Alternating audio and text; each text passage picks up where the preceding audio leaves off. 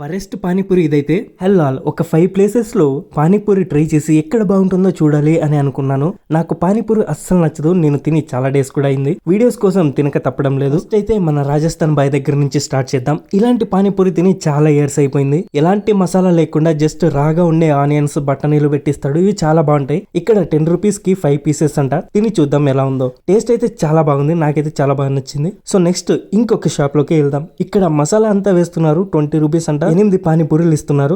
Taste ఎలా ఉందో చూద్దాం. ఫస్ట్ తిన్న పూరి అయితే వరెస్ట్ గా ఉంది. నాకైతే అస్సలు నచ్చలేదు. నార్మల్ గా పానీ లేకుండా తిన్నా. ఇది చాలా బాగుంది. ఆడి పానీలోనే ఏదో తేడా ఉంది. ఆ పానీ వేసుకొని తింటుంటే నాకైతే నచ్చడం లేదు. సో నెక్స్ట్ షాప్ కి వెళ్ళిపోదాం. ఈ షాప్ లో చాలా బాగా చేస్తున్నారు. మేకింగ్ అయితే చాలా బాగుంది. పూరీలు కూడా చాలా పెద్దగా ఉన్నాయి. కానీ ఇక్కడ ఎవడే ఇస్తున్నారు. మరి ఎందుకో పూరి సైజ్ పెద్దగా ఉందనేమో. సో టేస్ట్ చూద్దాం ఎలా ఉందో.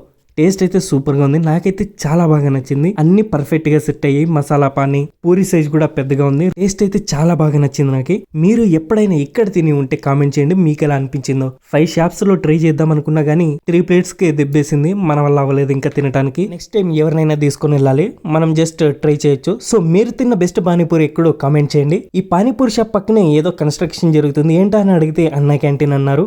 ఎప్పటి నుంచో వెయిట్ చేస్తున్నా దీనికోసం. ఫైనల్లీ వచ్చేసింది. సో ఈ వీడియో అయితే ఇంతే. మళ్ళీ కలుద్దాం. By by.